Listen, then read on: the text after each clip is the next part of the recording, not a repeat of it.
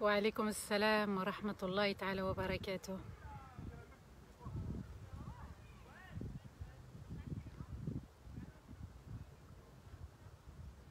ما شاء الله. séance 2. وعليكم السلام ورحمة الله تعالى وبركاته à tous et à toutes.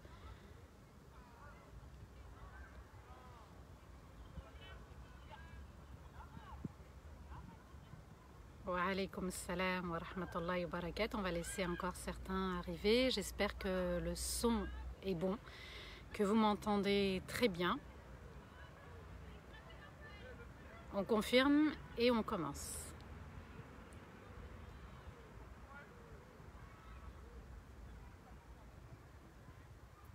Le son est bon.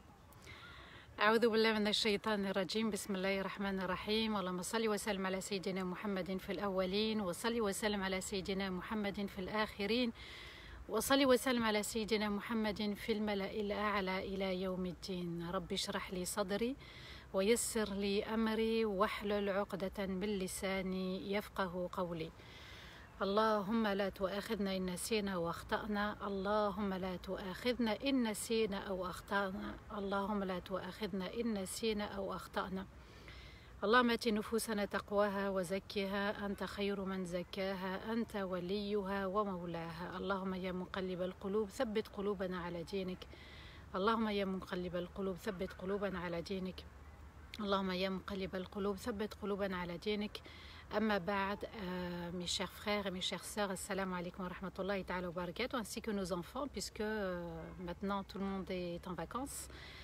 Qu'Allah Azza wa Jal vous récompense pour cette magnifique fraternité, cette belle présence et cette belle fidélité à Allah Azza wa Jal, et puis aussi à la communauté, à la chaîne d'Arifton, mashallah, qui nous permet de se faire ce rappel à nous tous. Moi la première, je me dois de me faire le rappel. Moi la première, je me dois d'appliquer du mieux que je peux.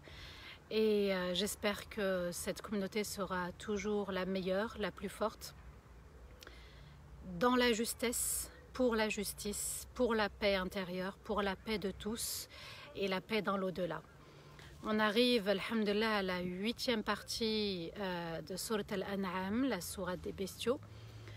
8e partie par la permission d'Allah, par la grâce d'Allah. Et j'aimerais commencer et ouvrir cette 8e partie avec une très très grande pensée pour nos enfants qui nous ont quittés, ces 5 enfants qui nous ont quittés dans un accident de la route. Et puis une grande pensée à ces moments qui sont entre la vie et la mort dans le coma. Elles sont brûlées, et à ce mari aussi, à cet époux qui est entre la mort de ses enfants et aussi le fait d'être aux côtés de son épouse. C'est une épreuve difficile pour lui, c'est une épreuve difficile pour tout le monde, même pour la communauté. Qu'Allah Azza wa Jalla leur accorde le meilleur, qu'Allah bénisse les enfants, qu'Allah bénisse ce mari, qu'Allah bénisse ces femmes, et qu'Allah Azza wa Jalla les accepte dans le Firdaus al-A'la. Amin, Allahumma amin ya Rabbal Alamin. On se doit de rester solidaire. Machallah, j'ai vu dans les réseaux sociaux qu'il y a eu beaucoup de solidarité humaine. Il y a eu beaucoup de messages fraternels venant de la communauté, venant des autres communautés. C'est un drame qui nous a tous touchés, on s'y attend pas, subhanallah. Ça peut arriver, ça fait partie du voyage, on peut s'arrêter sans s'y attendre. Qu'Allah Azza wa Jal nous permette aussi de comprendre notre propre voyage, le voyage de la vie, et de tracer son chemin de vie. N'hésitez pas à partager ce live, il se peut qu'on récupère quelqu'un en chemin et que ça puisse lui être une aide. Machallah, j'ai vu des messages de certains et certaines. Wa alaykoum salam, Jean-François, qui, subhanallah, ne s'y attendaient pas et puis ont vu le live. Ils ne connaissaient pas et ça leur a changé leur vie, subhanallah. C'est une belle sadaqa, on est vendredi, un jour béni. Qu'Allah bénisse nos œuvres, qu'Allah bénisse nos invocations, qu'Allah bénisse aussi nos projets, qu'Allah bénisse cette fraternité, qu'Allah bénisse cette chaîne, qu'Allah bénisse toute la communauté qui aspire à satisfaire son Seigneur. Amin, Allahumma amin ya Rabbal Alamin. Où que vous soyez, dans la France ou en dehors de la France, les frères et sœurs belges, j'arrive très bientôt, Inch'Allah, avec mon frère Abd Al-Abidi Meliani, imam, conférencier, enseignant de Cannes. Le 8 août, samedi 8 août, Inch'Allah, je préfère vous l'annoncer dès maintenant. Samedi, Inch'Allah, 8 août, ça sera en Belgique. Je serai en Belgique, je ne pourrai pas animer de live. Je ne sais pas si je mettrai la conférence en live. Moi, j'animerai, Inch'Allah, la crainte d'Allah au sein du couple. Abed va animer l'amour d'Allah au sein du couple. Et puis tous les deux, on reste en Belgique le 9 août, dimanche 9 août, pour animer une formation. Chacun va animer sa propre formation, comment mémoriser le Coran pour Abed et moi. J'animerai une partie d'un séminaire, un grand séminaire, c'est l'estime de soi et la confiance en soi. Voilà, je ne vous en dis pas plus. Vous avez tout sur mon compte Facebook. Vous avez tout aussi sur Instagram si vous voulez prendre les informations. Les collectes de dons iront aussi en faveur des orphelins. Voilà. Donc, qu'Allah Azza wa Jal fasse que nous soyons des acteurs et actrices et non pas des spectateurs et des spectatrices dans le khir, dans le bien, dans le fait d'œuvrer, mais de manière sincère. On a vu la semaine dernière 3 grandes notions dans Surat Al-An'am, les bestiaux, de ne pas juger les autres, parce que cela appartient uniquement à Allah et ce droit n'appartient uniquement à Sa Majesté. On a vu aussi le fait de ne pas suivre ses passions, de ne pas tomber dans ce qui nous éloigne des actes obligatoires, ce qui nous éloigne d'Allah, tout ce que l'être humain aime, mais qui le pousse à désobéir, en même temps, ça s'appelle passion interdite.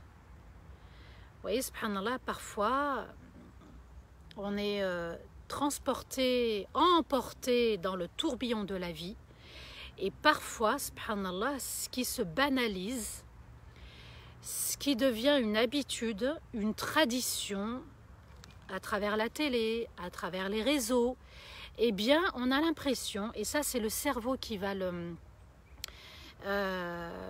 banaliser. C'est important de comprendre que tout ce qui est fait par tout le monde n'est pas le bon chemin à suivre. Il y a des choses qui sont bonnes, et il y a des choses qui sont illicites, interdites. Et tout ce qui est en dehors du cadre d'Allah est interdit à ne pas suivre.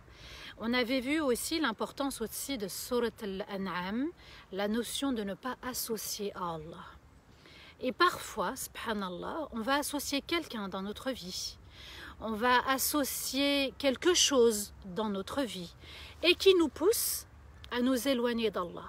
On peut associer notre travail en se disant « oui, j'ai tellement donné dans ma vie professionnelle que je n'ai pas eu le temps d'adorer Allah. J'étais tellement dans l'éducation de mes enfants que je n'ai pas eu le temps de prier pour Allah. Je m'occupais tellement de ma mère ou de mon père que je n'ai pas eu le temps d'accomplir la salat. » On peut tomber aussi dans le shirk. On va voir une autre forme de shirk qui est assez impressionnante, mais elle a touché les juifs, subhanallah, et quand on ne s'en rend pas compte, eh bien on peut être à l'opposé de ce qu'on pense. On pense prendre la direction du nord, mais en fait on est vers le sud. Et ça c'est une grande perte, et ça c'est la plus terrible des pertes, des échecs dans la vie, c'est de croire qu'on prend le nord dans ce sens, mais en fait on est totalement à l'opposé. À nous de comprendre que le Coran est une guidance. Hudan lil muttaqin, Allah a dit dans les débuts de Surat Al-Baqarah, c'est une guidance pour ceux qui craignent Allah. Craindre Allah signifie quoi? Être dans l'obéissance et non dans la désobéissance. C'est une notion que je vais développer, Inch'Allah, dans la conférence en Belgique, la crainte d'Allah au sein du couple. Et vous allez voir, subhanallah, si il m'était permis de développer juste cette notion dans le couple, je resterais des heures et des heures à faire une conférence par rapport à la crainte d'Allah au sein du couple. Je vous laisserai, Inch'Allah, découvrir cette conférence. Et il y en a qui vont venir de Paris, subhanallah, pour venir écouter la conférence. Ou que vous soyez, si vous voulez venir, c'est sur inscription par contre. Hein. Si vous voulez venir, c'est uniquement sur inscription parce que vous avez vu, avec le Covid, c'est pas évident de gérer. Il y a des normes de sécurité, d'hygiène, etc. On a vu ensemble qu'il a été ordonné au prophète à sa communauté aussi de n'adorer qu'Allah sans lui associer ni quelqu'un, ni quelque chose, ni une idée, ni une idéologie, ni de la politique, ni du pouvoir, etc. Et on a vu, subhanallah, aussi dernièrement, dans la 7e partie, ce qu'Allah avait offert au prophète Ibrahim alayhi salatu wassalam, un des grands cadeaux, Al-Malakut. Allah lui a dévoilé son Malakut, c'est-à-dire la grandeur de son royaume des cieux et de la terre. Alors imaginez, hein, nous on a essayé d'être avec Ibrahim lorsqu'il a vu la planète, qui a disparu ensuite, lorsqu'il a vu la lune, mais qui a disparu ensuite, lorsqu'il a vu le soleil, mais qui a disparu ensuite. Et à la fin, il dit, Ya Allah, guide-moi. Je tourne mon visage vers celui qui a créé. Et la source et la base, elle est là. Ces astres, ils ne sont pas venus comme ça. Il y a une origine. On n'est pas venu sur terre comme ça. Il y a une origine. Cet arbre n'est pas venu comme ça. Il a une origine. Revenons à la source. Et restons à la source, parce que c'est à la source qu'il y a la fraîcheur de l'eau. C'est à la source que tout jaillit. À nous d'aller vraiment à la source et de ne pas se tromper de chemin. Il a invoqué Allah Azzawajal, qu'Allah nous guide aussi, qu'Allah nous permette de rester lucide, de rester éclairé, de rester guidé sur le droit chemin. Qu'Allah nous permette aussi d'être un élément aussi pour les autres, pour qu'ils puissent revenir vers Allah Azzawajal. Je reviens vers le verset 82 où Allah nous dit « Ceux qui ont porté la foi dans leur cœur et n'ont pas mélangé la foi avec de l'injustice, par de l'injustice, voilà ceux qui ont la protection contre le châtiment d'Allah et sont guidés sur le droit chemin. » Attention, c'est une notion très importante dans le Coran de ne pas mélanger la foi, ce qui est pur, avec de l'impur. Mélanger l'unicité d'Allah avec du shirk, l'ostentation. Vouloir se montrer aux autres pour qu'on dise Masha'Allah. Vouloir s'attacher à quelqu'un.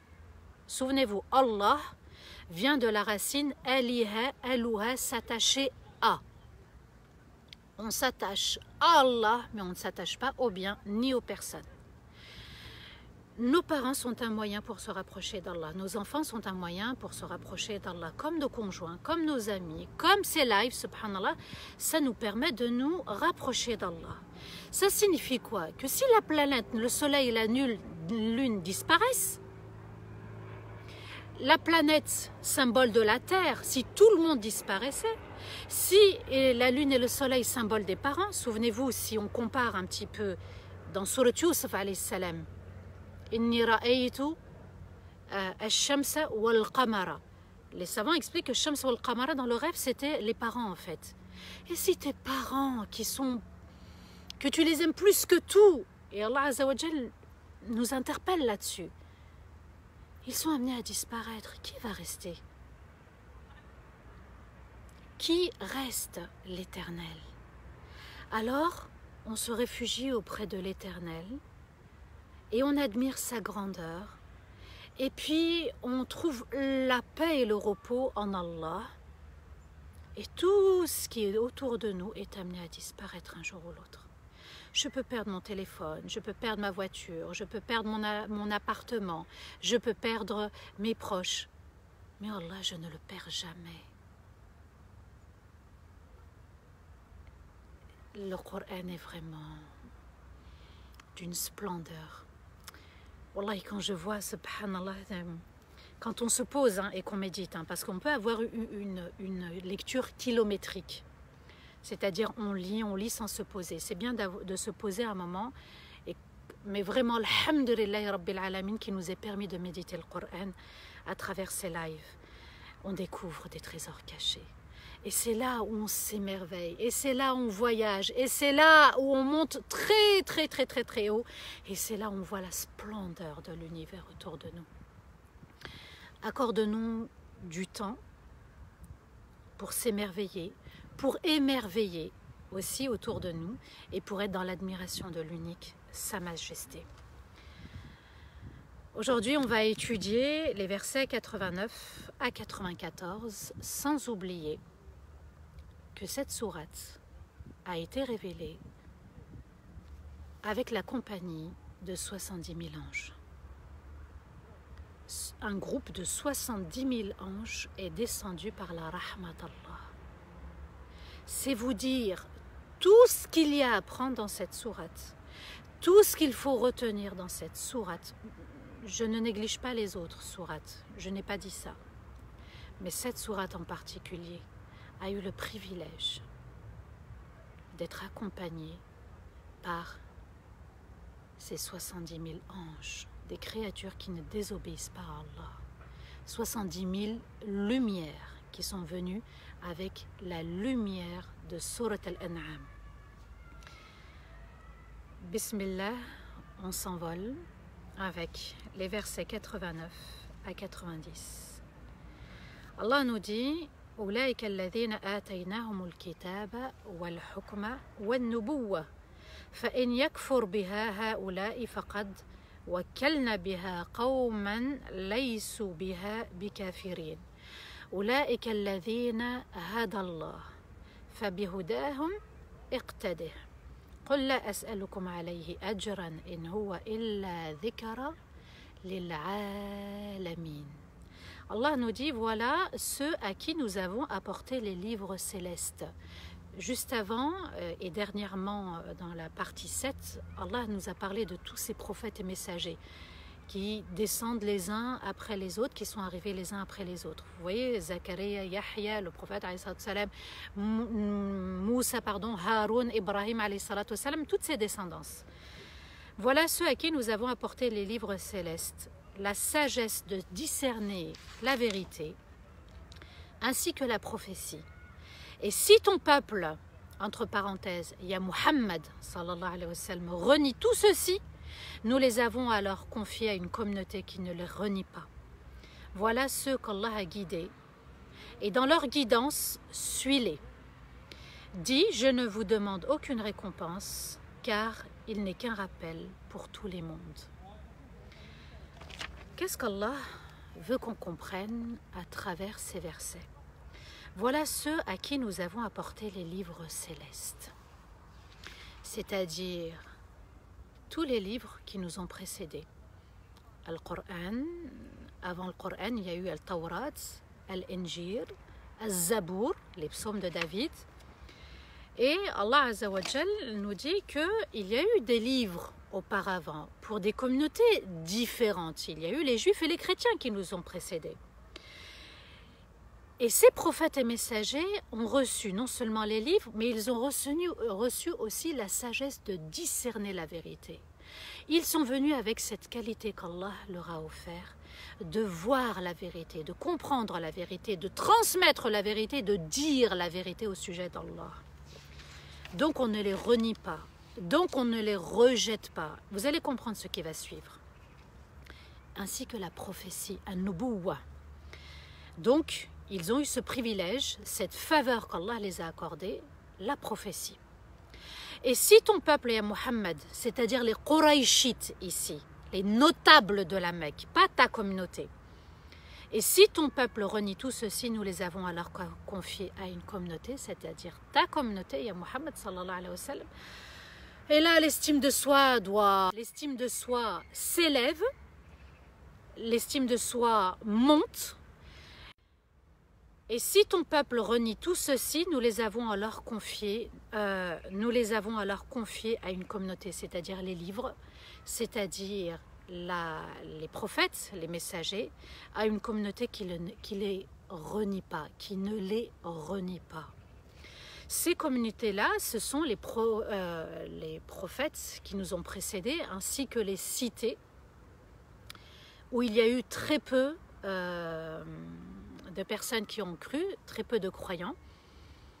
ce n'est pas parce qu'on est peu nombreux, d'accord, qu'on n'est pas dans la vérité ou qu'on doit avoir honte de nous-mêmes. Le fait d'avoir vu à travers toutes ces sourates et ces histoires qu'il y a eu des communautés qui n'ont pas voulu suivre dans la majorité, mais que très peu ont suivi les prophètes et messagers, ça doit vraiment augmenter notre estime de soi. L'estime de soi, c'est quoi? C'est notre point de vue, le point de vue qu'on a sur nous-mêmes, et puis ce qu'on pense de nous. Dans l'estime de soi, il y a aussi le point de vue des autres. Mais là, dans ce que je suis en train d'expliquer, c'est le regard que j'ai sur moi. Je ne dois pas avoir honte parce que je suis peut-être la seule musulmane dans la classe, la seule musulmane dans une banque, par exemple, au moment où j'y vais, le seul musulman au travail, etc. Au contraire, je dois penser à ceux qui nous ont précédés et je me dis qu'ils étaient une minorité qui ont suivi les prophètes et messagers, peu importe le nombre. Parce que Allah me voit et me considère et c'est tout ce qui m'importe. Vous voyez, subhanallah. Et ça doit vraiment... C'est là où, subhanallah, le Coran, et je vous dis, il est merveilleux, il est d'une splendeur. Et on peut vraiment, vraiment avoir une forte personnalité et puis vivre heureux, sans se cacher, sans cacher qui on est, sans avoir honte de qui on est. On doit avancer, ça y est, on doit avancer, on n'est pas obligé de se justifier ou d'apporter des preuves. Est-ce qu'on peut apporter des preuves au sujet d'Allah? C'est le prophète Ibrahim alayhi salatu wassalam, qui le dit à son peuple. Vous me demandez des preuves au sujet d'Allah, mais comment vous pouvez oser? Et vous voulez que j'ai peur de vos divinités? Mais c'est à vous d'avoir peur. Affirmation de soi, estime de soi, confiance en soi, acceptation de soi. Ibrahim alayhi salatu wassalam, il avait cette forte personnalité. Et c'est un des personnages, subhanallah, vraiment, dont je prends ces exemples dans ces séminaires, la forte personnalité.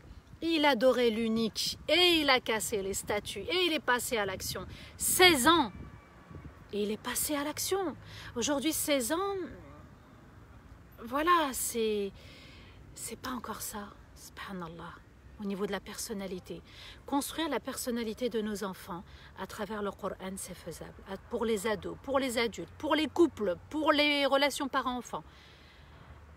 Mashallah, c'est juste une merveille, une pure merveille, le Coran. Et si ton peuple, donc, les notables, ceux qui ont renié Allah, renient tout ceci, nous les avons alors confiés à une communauté qui ne les renie pas.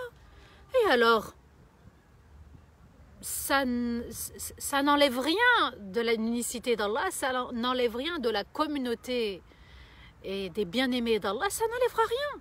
Si eux ont renié, il y en a qui ont suivi.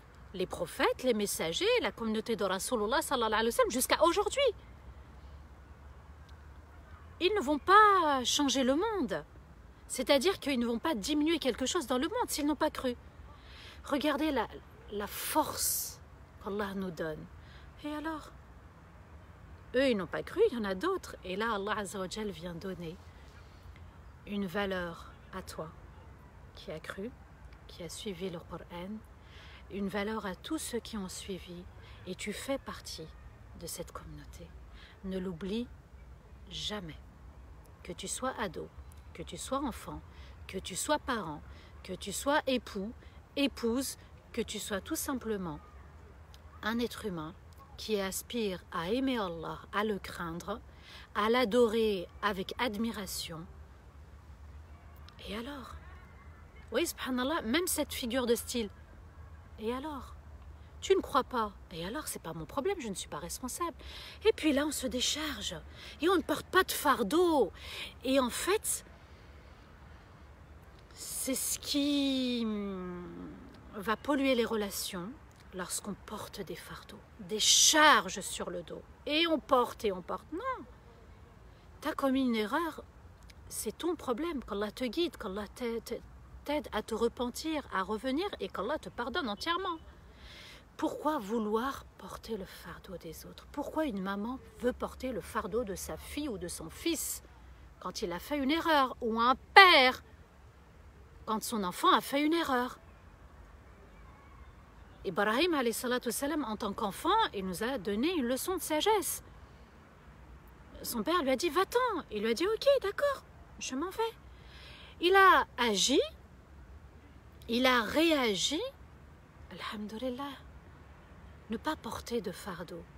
On doit porter nos bonnes actions, se purifier de nos mauvaises actions, mais on ne doit pas porter notre passé. On doit l'accepter, tout simplement. Voilà ceux qu'Allah a guidés.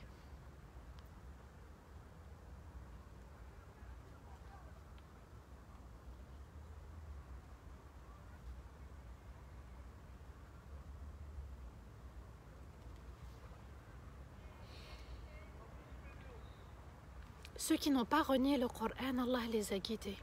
Voilà ceux qu'Allah a guidés, c'est-à-dire voilà le cadeau qu'on leur a offert.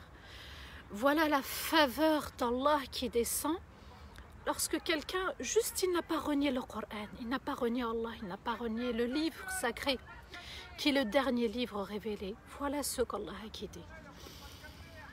Et dans leur guidance, suis-les. Il y a Muhammad. Et voilà la guidance des prophètes et des messagers, ceux qui t'ont précédé, c'est juste la partie 7. Les derniers versets de la partie 7, où Allah Azza wa Jal nous parle de ces prophètes et messagers. Ils n'ont pas renié le livre, ils n'ont pas renié Allah, et on les a guidés. Et dans leur guidance, suis-les. C'est-à-dire, quand ils étaient justes avec les gens, ils ont appelé les gens à aimer Allah, à adorer Allah, à se détacher de ce qui disparaît, dans leur manière aussi de répondre, dans la patience qu'ils avaient et dans aussi les commandements qu'ils avaient reçus. D'accord? Ils avaient reçu l'ordre de n'adorer qu'Allah l'unique, d'être convaincus aussi, d'avoir l'yaqin, la foi, mais de manière convaincue.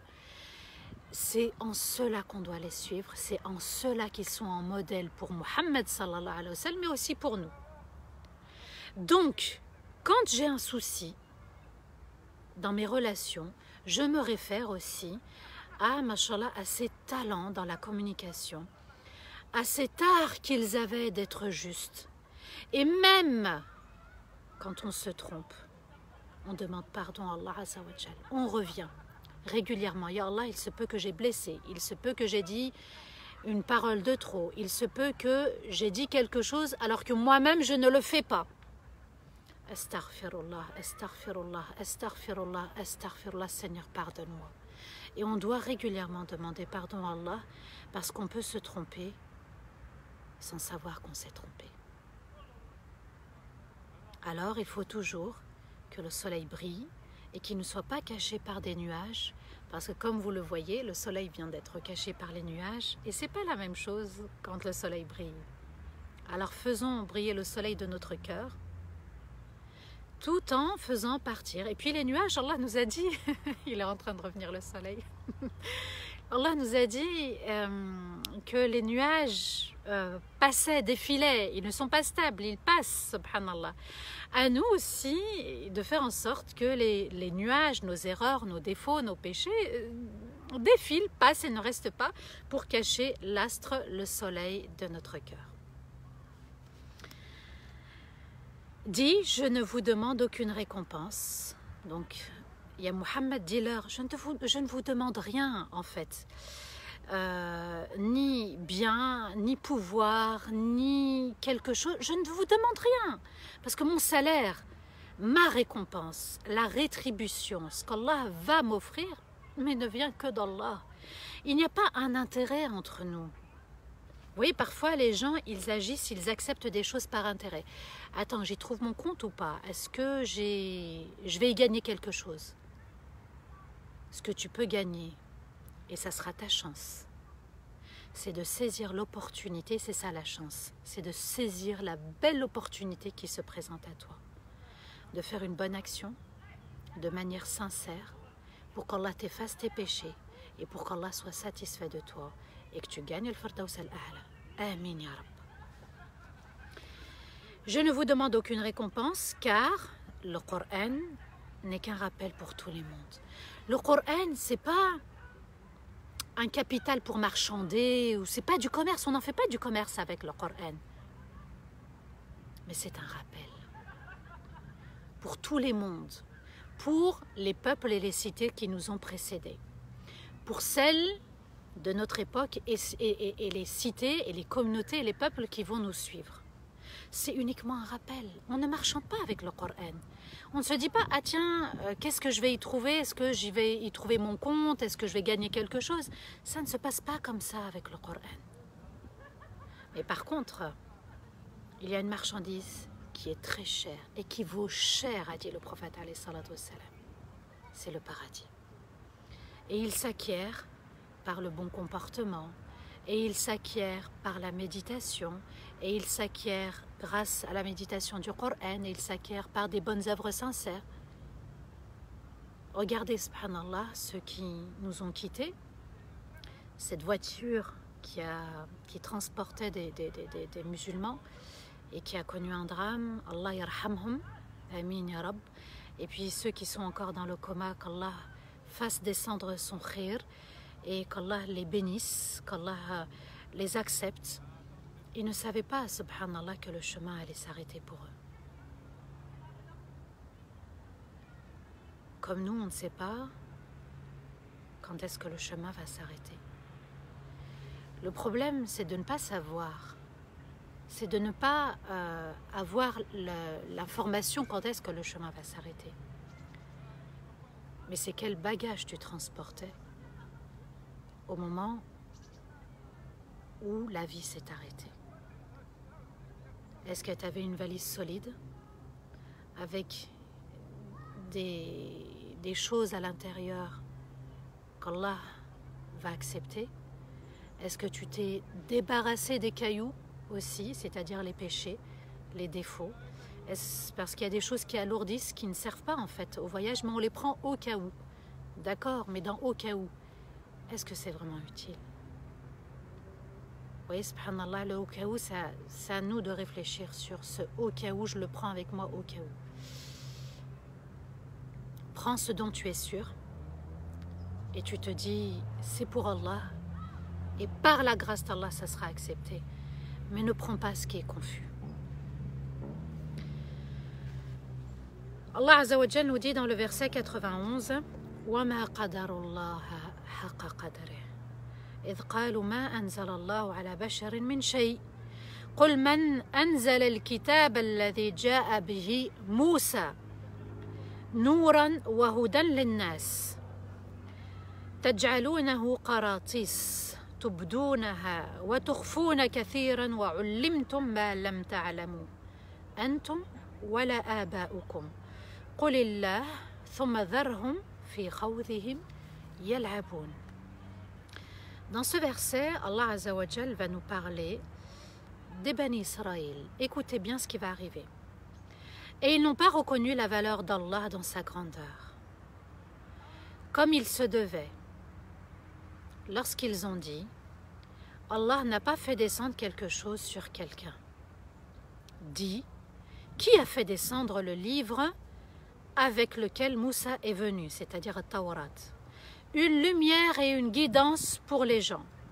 Vous en avez fait des feuillets écrits et séparés pour montrer ce que vous voulez et cacher la plupart des versets comme cela vous arrange. Et on vous a enseigné à travers ce Coran, bien sûr c'est en parenthèse, ce que vous ignoriez, vous et vos ancêtres. Dit Allah. Ça, c'est la réponse qu'Allah donne. Puis, laisse-les jouer dans leurs propos futiles. Allah nous dit, et ils n'ont pas reconnu la valeur d'Allah dans sa grandeur. Pourquoi ce verset a été révélé? Le prophète alayhi salam avait l'habitude de recevoir les ascètes et les rabbins juifs. Il venait lui poser des questions, il s'entretenait avec eux, il s'entretenait avec lui, sallallahu alayhi wa sallam. Parmi les ascètes, il y avait Malik ibn Saïf. Malik ibn Saïf. Il polémiquait avec le prophète alayhi salatu wassalam, et un jour le prophète alayhi salatu wassalam lui a dit, puisqu'ils aimaient polémiquer sur les commandements d'Allah, ils aimaient poser des questions, et le prophète alayhi salatu wassalam dévoilait à travers les versets ce que eux voulaient cacher. Un jour, Rasulullah sallallahu alayhi wa sallam dit à cet homme, à Seth, donc c'est un homme qui aimait adorer Allah azza wa jal, et regardez, ils avaient une part, beaucoup d'ego dans leur adoration, et sallallahu alayhi wa sallam lui dit, je te demande par celui qui a fait descendre la Torah sur Moussa alayhi salatu wa salam, est-ce que vous trouvez dans la Torah qu'Allah déteste l'ascète en surpoids? Et le rabbin, l'ascète plutôt, parce qu'il y a l'ascète et il y a le rabbin. L'ascète s'est mis en colère parce qu'il s'est senti visé. Et il dit, Allah n'a rien fait descendre à ce sujet et sur personne. En fait, le prophète alayhi salam voulait le mettre face à une contradiction. Quand on est ascète, on n'est pas dans l'excès, ni de la nourriture, ni de la boisson, ni du sommeil, etc. C'était soi-disant un ascète, mais qui consommait, qui mangeait beaucoup trop. Il était en surpoids. Et dans la Torah, Allah Azza wa Jal nous a dit qu'il avait tout révélé. Et en une seule fois, en un seul bloc. Ce n'est pas comme le Coran, des versets à certains moments, de manière séparée. Non, pour le Taurat, Allah a révélé. Comme si par exemple on prenait le Coran, mais en une seule fois. Non, pour le Taurat, c'était en une seule fois. Et tout a été révélé au sujet de la manière d'adorer Allah, la manière de vivre, etc. De se marier, tout ce qui vous passe par la tête, Allah Azza wa Jal l'a évoqué dans At-Tawrat. Contrairement au Coran, c'est fragment par fragment. Cet ascète était en surpoids et le prophète lui a demandé, est-ce que vous avez dans At-Tawrat mentionné que Allah détestait l'ascète en surpoids? L'homme s'est mis en colère puisqu'il s'est senti visé, il a compris que c'était lui qui était concerné par le verset. Il a non seulement nié la Torah puisqu'il a dit Allah n'a rien fait descendre à ce sujet, donc au sujet de l'ascète obèse, et il a renié aussi Moussa alayhi salatu wassalam. On n'a reçu aucun livre et sur qui que ce soit. Il a nié et le livre et le prophète messager Moussa alayhi salatu wassalam. Et Allah va faire descendre ce verset. Donc je répète, et ils n'ont pas reconnu la valeur d'Allah dans sa grandeur comme il se devait. C'est-à-dire qu'ils l'ont renié alors qu'Allah Azza wa Jalla leur a tout donné. Allah les a comblés. Vous avez vu le peu d'histoires que j'ai racontées sur les Bani Israël, comment ils ont transgressé, comment ils se sont entêtés, les faveurs qu'Allah leur avait accordées. Et une des grandes faveurs qu'Allah leur avait accordées, c'était le pardon. Malgré l'entêtement dans la désobéissance, Allah a pardonné. Allah a envoyé des prophètes et des messagers.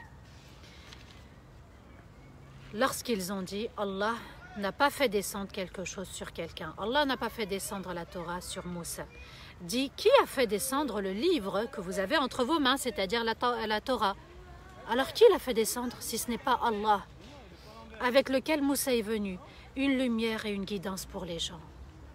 La Torah aussi, comme le Coran, est une lumière et une guidance pour les gens. Mais qu'est-ce qu'ils ont fait? Allah est en train de les dévoiler. Vous en avez fait des feuillets, c'est-à-dire ce que j'ai révélé entièrement, vous l'avez divisé en feuillets, séparés.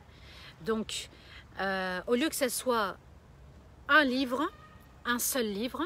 Ils l'ont écrit sur différents feuillets. Et attendez, hein, ce qu'Allah est en train de dévoiler, pour montrer ce que vous voulez. Donc, dans les feuillets, ils prenaient juste une partie. Si par exemple le Coran était des feuillets, si on l'avait, nous hein, en tant que musulmans, on avait écrit le Coran comme l'ont fait eux, à travers des écrits, des parchemins, et puis on avait dit, en prenant le verset de l'khamr, de l'alcool, où Allah Azza wa Jal permettait. C'est-à-dire, وَلَا تَقْرَبُوا الصَّلَاةَ وَأَنْتُمْ سُكَارَى. N'approchez pas la prière alors que vous êtes en état d'ébriété. Ça signifie quoi en gros? Que l'alcool est permis, puisqu'on ne doit pas s'approcher. Donc, tant qu'on est dans cet état sous l'effet de l'alcool, on ne prie pas. Ça signifie qu'on légitime l'alcool. Mais si on prend le Coran dans son ensemble, eh bien, Allah va légiférer de manière douce, étape par étape, en révélant 3 fois, à 3 moments séparés, les versets concernant l'alcool. Allah, il dit, ne vous approchez pas jusqu'à ce qu'il arrive à l'interdiction totale. Ça signifie quoi? Qu'on doit sevrer la personne, on doit l'accompagner à accepter pour Allah d'arrêter de boire. Ça ne s'est pas fait brutalement, ça s'est fait de manière successive, étape par étape. Pour l'alcool, hein. C'est comme ça aussi normalement pour d'autres substances où on est dépendant, on y va tout doucement. Si on prend par exemple le verset Waylun lil musallin, c'est-à-dire malheur et l'Wayl, c'est aussi un fleuve en enfer pour ceux qui prient. On ne peut pas agir comme les Juifs, prendre juste un extrait du Coran, prendre juste un verset parce que ça nous arrange. Les Juifs l'ont fait. Allah est en train de nous dire, ne faites pas comme les Juifs. Ne prenez pas ce qui vous arrange du Coran. C'est une grande mise en garde. Je ne dois pas mettre quelqu'un en mise en garde, mais je dois considérer les versets de mise en garde à mon sujet. Allah Azza wa Jal dit, puisqu'il dévoile les Juifs, donc pour montrer ce que vous voulez, ce qui vous arrange, et cacher la plupart des versets qui vous dérangent. Et ils ont caché beaucoup de versets parce que ça n'allait pas dans leur direction. Ça s'appelle ruser, ça s'appelle trahir, ça s'appelle mentir sur Allah, ça s'appelle cacher, ça s'appelle rejeter la vérité, ça s'appelle nier la vérité, ça s'appelle du kufr, ça s'appelle renier, kafara veut dire renier, ça s'appelle Bani Israël. À nous d'être vigilants, de ne pas tomber dans la ruse, de ne pas tomber... Vous savez, le prophète a dit le halal ubayyin wal haram ubayyin. Le halal, ce qui est permis, ce qu'Allah a autorisé, est très clair. Ce qui est interdit est très clair aussi. Et entre les deux, il y a quelque chose de douteux. Celui dont le cœur est éclairé, celui qui a la crainte d'Allah va pouvoir être lucide et rejeter sans difficulté. Et on vous a enseigné à travers le Coran, donc ce que vous ignorez, vous et vos ancêtres. Allah Azza wa Jal, ce Coran, Allah nous dit qu'il est venu aussi pour les Bani Israël, pour les éclairer. Et puis il venait, il y avait des rabbins qui venaient voir le prophète salam, et qui lui disaient, nous dans notre religion il y a ça, je vais vous raconter une histoire. Et Allah vient éclairer aussi les Bani Israël. Il vient apporter la vérité. Souvenez-vous l'histoire de cette qarya, de ce village. Allah Azza wa Jal avait demandé aux Bani Israël de se rendre dans ce village et ils vont désobéir en pêchant le poisson le dimanche, en installant le filet vendredi pour que les poissons soient piégés samedi, pour ne pas désobéir samedi, mais pour désobéir dimanche. C'est de la ruse. Allah Azza wa Jal nous dit, il est venu nous apporter la vérité, et ceux qui ont désobéi ont été transformés en singes et en porcs. Dit Allah à la question, qui a fait descendre le livre entre vos mains? C'est Allah qui l'a fait descendre. Allah est en train d'établir la vérité dans Surat Al-An'am. Puis, laisse-les jouer dans leurs propos futiles. Laisse-les s'amuser. Ils veulent s'amuser, laisse-les s'amuser. Allah Azza wa Jal nous dit, rien ne sert parfois de polémiquer. On a fait le rappel à nos proches, aux personnes qui nous entourent, rien ne sert de polémiquer. On a fait le rappel, on a transmis, on doit se protéger aussi. Laisse-les s'amuser, laisse-les jouer, ça les amuse, laisse-les. Vous voyez comment le Coran vient nous éduquer, il vient nous protéger aussi, pour que l'estime de soi ne baisse pas. On aurait pu dire, ah oui, mais voilà, t'as vu comment il m'a parlé, comment il a répondu, comment il m'a jugé, etc. L'estime de soi peut baisser. Non, laisse-les. À un moment donné, il faut comprendre qu'il y a des limites. On s'arrête à nos limites et puis on laisse entre les mains d'Allah, c'est ça le tawakkul.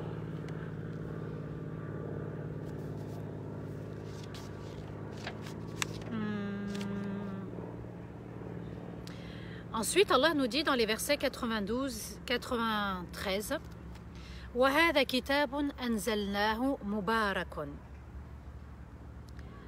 مُصَدِّقُ الَّذِي بَيْنَ يَدَيْهِ وَلِتُنذِرَ أُمَّ الْقُرَى وَمَنْ حَوْلَهَا وَالَّذِينَ يُؤْمِنُونَ بِالْآخِرَةِ يُؤْمِنُونَ بِهِ وَهُمْ عَلَى صَلَاتِهِمْ يُحَافِظُونَ وَمَنْ أَظْلَمُ مِمَّنِ افْتَرَى عَلَى اللَّهِ كَذِبًا أو قال أوحي إلي ولم يوحى إليه شيء ومن قال سأنزل مثل ما أنزل الله ولو ترى إذ الظالمون في غمرات الموت والملائكة باسطوا أيديهم أخرجوا أنفسكم اليوم تجزون عذاب الهون بما كنتم تقولون على الله غير الحق وكنتم عن آياته تستكبرون.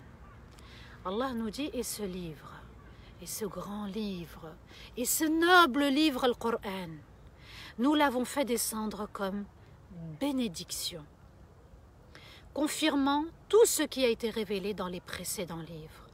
Et pour que tu avertisses la mère de toutes les villes, c'est-à-dire la Mecque.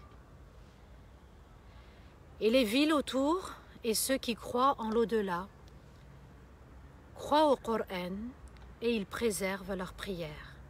Et qui est plus injuste que celui qui a inventé un mensonge sur Allah, ou bien qu'il dise « il m'a été révélé », alors que rien ne lui a été révélé.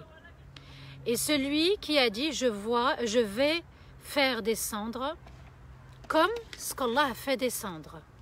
Et si tu voyais les injustes, c'est-à-dire ceux qui sont associés à Allah, couverts et noyés dans les affres de la mort, et que les anges leur tendront les mains avec le châtiment et ils diront faites sortir vos âmes de votre corps face au châtiment pour y échapper.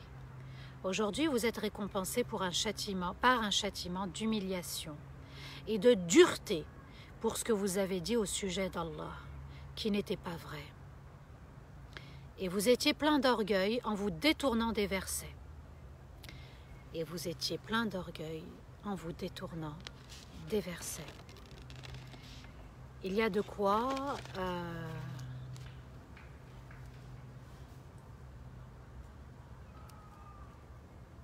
avoir peur, il y a de quoi se remettre en question, il y a de quoi réfléchir, il y a de quoi aussi se rappeler de la mort. Allah nous dit, et ce livre, nous l'avons fait descendre comme une bénédiction. Le Coran est une baraka, mubarak. Allah dit, mubarakun, mubarak, al-baraka. Baraka, c'est ce qui est stable. D'accord? quand on dit que par exemple Burikat al-Baqara, c'est-à-dire la vache s'est posée, c'est-à-dire elle ne bouge plus. La chamelle s'est posée et ne bouge plus. Burik al-Jamal, c'est ça.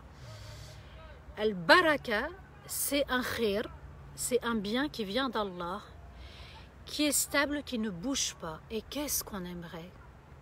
Que les faveurs d'Allah descendent et qu'elles ne bougent plus, qu'elles ne partent plus, ni en raison de nos péchés, ni en raison de notre manque de reconnaissance, etc.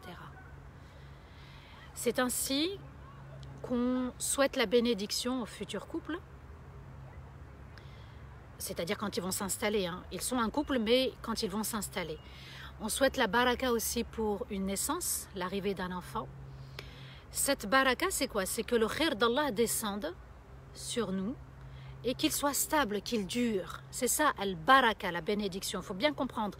Barakallahu fik, ça signifie qu'Allah fasse descendre le khir sur toi et que tu puisses en profiter tout le temps.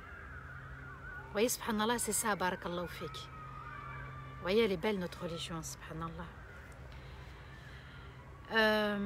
Confirmant tout ce qui a été révélé dans les précédents livres. Alors, ce Coran est une baraka normalement pour notre communauté, pour chacun des membres de la communauté, pour aussi les autres communautés, ceux qui veulent prendre le livre et le lire pour être guidés par Allah.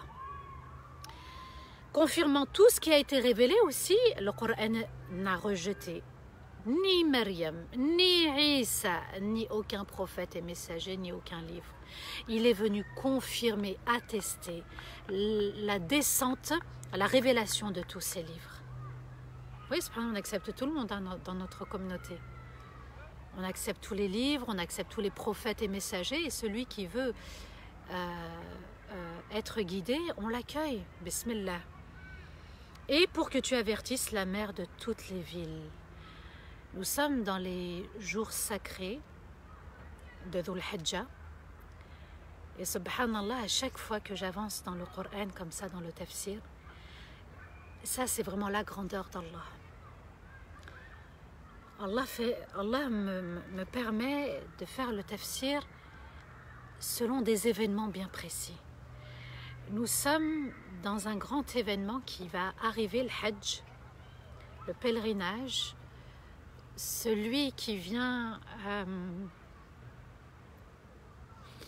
nous emmener à la trace d'Ibrahim alayhi salatu wassalam avec la Kaaba, les traces des pas d'Ibrahim alayhi salam, les traces des pas de Hajar et Ismaïl avec Safa ou Marwa et puis aussi l'eau de Zamzam. Zam veut dire reste ici, ne t'éparpille pas. Zam, elle a parlé à l'eau, elle lui a dit ne t'éparpille pas. Et subhanallah, cette eau est bénie jusqu'à aujourd'hui, on en boit. Et regardez, subhanallah, c'est aussi un moment de méditation. Les jours de pèlerinage, la Mecque, c'est elle, la mère de toutes les villes, la maman de toutes les villes. Nous avons Qur'an Al-Fatiha, nous avons Qura, la maman de toutes les villes qui est la Mecque, donc une terre sacrée, une terre bénie. Certains ont cette amertume de ne pas pouvoir s'y rendre cette année pour le Hajj. Peut-être qu'ils avaient vraiment l'intention qu'Allah nous permette aussi de comprendre la leçon du Covid. Pourquoi cette année on a été privé par la décision d'Allah de ne pas se rendre dans cette terre sacrée. Une maman, ça donne. Une maman, c'est bienveillant. Une maman, c'est signe de douceur. Une maman, c'est signe de sagesse. Une maman, c'est signe de conseil. Une maman, c'est signe de protection. Et Allah Azzawajal nous dit que cette terre sacrée, eh bien, c'est une maman dont les enfants se sont entêtés, pour les notables de la Mecque, se sont entêtés à croire et à obéir à Allah Azzawajal. Et cette terre sacrée, les gens venaient accomplir le Hajj à l'époque, ils venaient de toutes parts, subhanallah. Ils venaient des quatre coins du monde, comme aujourd'hui on vient des quatre coins du monde. Et puis, la maman, c'est aussi le lieu de rencontre. C'est aussi le point de rencontre, subhanallah, on se retrouve avec nos frères et nos sœurs, chez nos parents en fait, surtout la maman, parce que c'est signe de douceur, c'est signe de bienveillance. Et on aime se retrouver entre frères et sœurs. J'espère que vous aurez l'occasion le jour du Eid de vous retrouver autour de votre maman. Et puis aussi, subhanallah, la Mecque c'est le centre du monde, ça a été prouvé scientifiquement. La Mecque c'est le centre du monde. Alors ce centre du monde a été, voilà, Allah nous a dit, vous n'allez pas pouvoir vous y rendre, il y a des normes de sécurité, il y a aussi des normes d'hygiène qu'il faut respecter. Et Allah Azza wa Jal nous dit aussi que c'est la première maison d'Allah sur terre. Donc vous voyez, subhanallah, toute cette symbolique autour de la Mecque. C'est une maison, la Kaaba c'est la maison d'Allah, la première qui a été édifiée, construite. Ensuite, il y a eu Bayt al-Maqdis, la mosquée de Jérusalem. Et Allah Azza wa Jal nous dit que cette année, il n'y aura pas vraiment ce point de rencontre. C'est le centre du monde. Il faut réfléchir aussi. On ne doit pas être que spectateur, mais acteur de la scène. À chaque fois, à chaque événement de la vie, à chaque moment fort aussi, qui nous anime. Subhanallah, le soleil est revenu. Allah Azza wa Jal nous dit, pour que tu avertisses la mère de toutes les villes, pour que ce message soit comme Ibrahim alayhi salatu wassalam, quand Allah lui a dit wa adhin fin nas, et lance l'appel à la prière, et les gens viendront des quatre coins du monde. Eh bien, le Coran, c'est un avertissement pour toutes les villes, pour tous les pays, pour toutes les communautés, pour toutes les cités. Ça n'est pas que pour les Arabes. Ça, il ne faut pas l'oublier. Ce n'est pas parce qu'il a été écrit dans la langue arabe qu'il ne s'adresse qu'aux Arabes. Et les villes autour, donc il y a Qura, la mère des villes, et toutes les villes autour. Vous voyez, subhanallah, que en fait la terre c'est quoi? C'est un ensemble de villes. Et quand on dit ville, c'est plus parlant, c'est plus affectueux qu'un pays. Et ceux qui croient en l'au-delà, Allah ajoute, ceux qui ont cette croyance forte en l'au-delà, on va rendre des comptes, le jour du jugement, la balance, le pont Sirat, le paradis, l'enfer, croient au Coran. En d'autres termes, ceux qui ne craignent pas l'au-delà, qui ne craignent pas la rencontre avec leur Seigneur, ne peuvent pas croire au Coran. Et c'est pour ça qu'ils le renient et qu'ils le rejettent. Donc dans leur cœur, il n'y a pas l'amour, il n'y a pas la crainte. Et dans leur cœur, s'est installé le kufr, le shirk. Renier Allah, associé à Allah. Ils n'ont pas le souci de l'au-delà. Donc, ils rejettent le Coran dans son ensemble. Et le signe de ceux qui croient en Allah, c'est celui-là. Et ils préservent leur prière. La salat, c'est le pilier de la religion. C'est la moelle épinière de la religion. C'est-à-dire que ce qui maintient une religion, ce sont les membres de cette communauté qui prient. Et Allah Azza wa Jal emploie un terme bien précis. Yuhafidun. Hafada veut dire préserver, protéger. Et en général, on protège quelque chose de précieux, qui nous tient à cœur. Protéger veut dire prendre soin aussi. Parce que c'est d'une telle valeur qu'il faut protéger. Protéger la salat dans la concentration, dans la méditation de Surat al-Fatiha, dans la méditation de chaque acte, inclinaison, prosternation, toutes les paroles qu'on va citer, qu'on va réciter dans la salat doivent être protégées dans son sens aussi. On doit protéger le sens de la salat. On doit protéger les invocations. On doit protéger l'humilité. On doit protéger et garder. Protéger, un autre synonyme, c'est garder. On doit garder le lien avec Allah. Et c'est comme ça qu'on protège notre religion. La salat est un lien fort avec Allah. Il nous permet de nous déconnecter de la vie, de la réalité, et de nous laisser nous transporter auprès d'Allah Azza wa Jal. Pour revenir au premier verset, enfin un des versets que j'ai cité, وَمَا قَدَرُ اللَّهَ حَقَّ قَدْرِهِ. Ils n'ont pas reconnu Allah dans sa grande valeur, comme il se devait.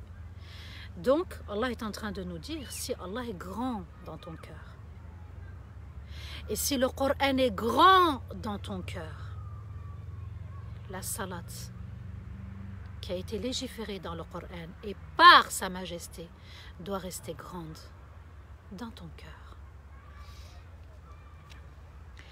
Et qui est plus injuste que celui qui a inventé un mensonge sur Allah?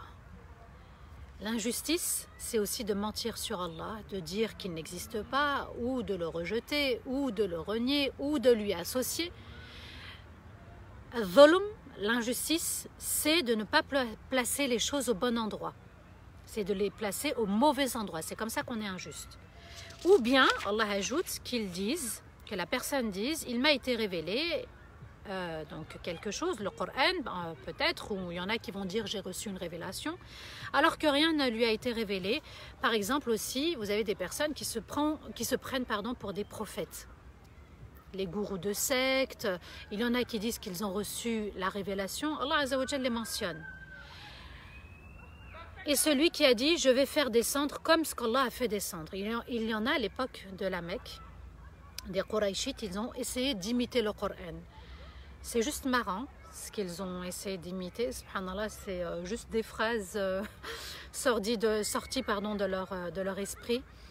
Et Allah Azza wa Jal nous demande de faire attention au shirk, et il ajoute, et si tu voyais les injustes, couverts et noyés dans les affres de la mort, donc lors de la mort, et que les anges leur tendent les mains avec le châtiment, et ils diront, faites sortir vos âmes de votre corps face au châtiment pour y échapper. Allah est en train de nous dévoiler une scène qui va se passer, mais voilà, ou qui s'est passée, mais qu'on ne peut pas voir. Mais on doit y croire. Et si tu voyais les injustes couverts et noyés dans les affres de la mort, a'oudhu billah, qu'Allah nous en préserve, les affres de la mort, noyés dans le châtiment. Ils seront noyés dans leur châtiment. Allah nous dit, il y a un terme bien particulier, وَلَوْ تَرَى إِذِ الظَّالِمُونَ فِي غَمَرَاتٍ. Al-ghammara, c'est être couvert et noyé. Imaginez la scène. Imaginez, vous êtes noyé dans la mer, vous êtes pris par un tourbillon et vous ne pouvez plus revenir à la vie. Noyé dans les affres de la mort, au moment de la mort, et que les anges leur tendent les mains. Imaginez juste la scène, juste avec notre raison. Et ils diront, faites sortir vos âmes de votre corps face au châtiment pour y échapper. Donc, les anges du châtiment sont là. Il y a les anges avec le linceul noir et les anges avec le linceul blanc. Les anges avec un linceul blanc, c'est pour les croyants, les véritables croyants. La lumière d'Allah descend, la rahma d'Allah descend. Il y a un musc qui vient du paradis, qui vient uniquement pour cette personne. Les anges vont citer le nom de cette personne. Cette âme va être élevée dans les 7 cieux et va s'enregistrer dans le livre Al-Aliyyin.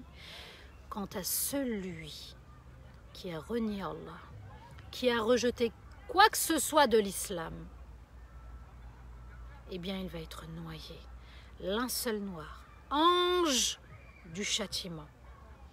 Et regardez le mépris que ces anges auront pour ceux qui ont méprisé les versets d'Allah, faites sortir vos âmes. Vous êtes dans le châtiment. Faites sortir vos âmes de votre corps pour qu'elles s'évadent, qu'elles échappent au châtiment. Aujourd'hui, vous êtes récompensés par un châtiment d'humiliation et de dureté. Aujourd'hui, c'est le vrai châtiment qui commence. Ça n'est que le début, mais il va commencer. Regardez la dureté, ne serait-ce juste que d'entendre les versets.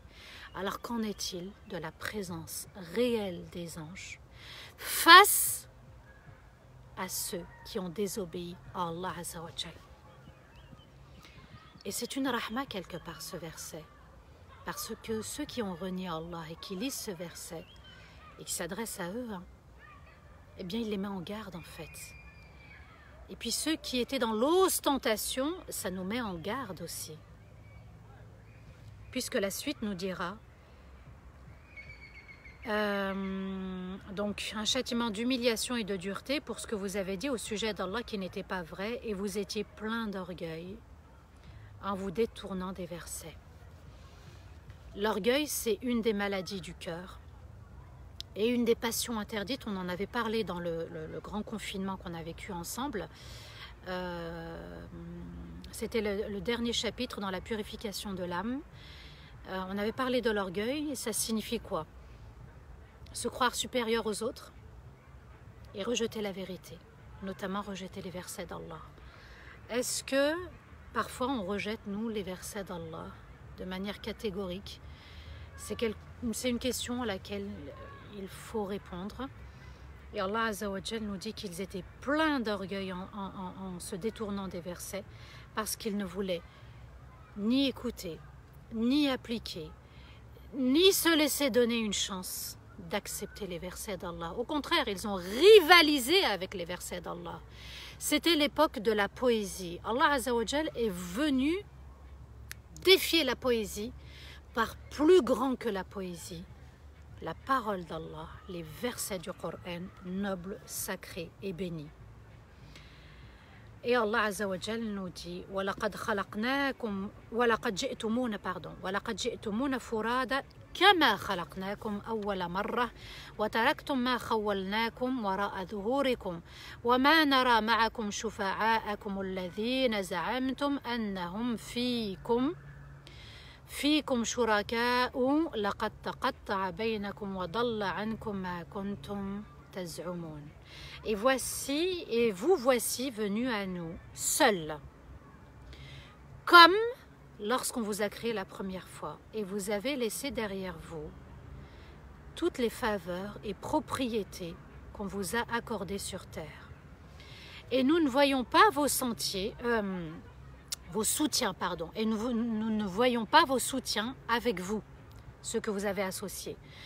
Ceux que vous avez prétendu être les associés d'Allah, et vous voilà séparés d'eux. Et sont partis ceux que vous prétendiez être vos soutiens. Ils vous ont abandonnés.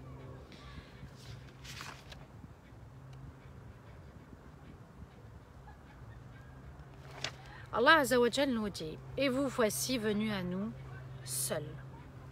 Face à ce verset, il y a eu deux réactions, il y a eu deux affolements. Je vais y revenir. Et vous voici venus à nous seuls, comme lorsqu'on vous a créé la première fois. Allah Azza wa Jal est en train de nous réveiller, de nous secouer, de nous faire prendre conscience de certaines choses. Ça signifie quoi? Que ce jour-là, quand tu vas te présenter à Allah, quand chacun parmi nous va se présenter à Allah, il va se présenter comme la première fois, sans papa, sans maman, sans frère, sans sœur, sans époux, sans épouse, sans enfant, sans amis, sans grands-parents, sans collègues de travail, sans frères et sœurs de la communauté, sans biens, sans le pouvoir, sans garde du corps.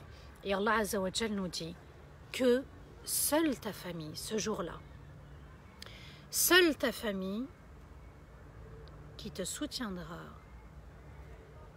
ce ne sera pas le lien du sang, ni le lien pour Allah, mais c'est ton lien avec Allah.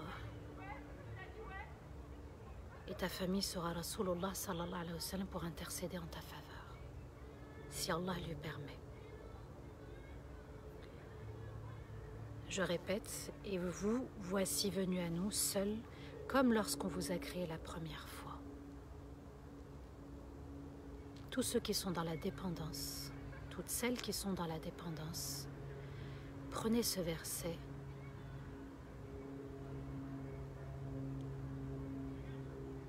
avec un cœur rempli de joie, rempli de crainte, rempli d'amour.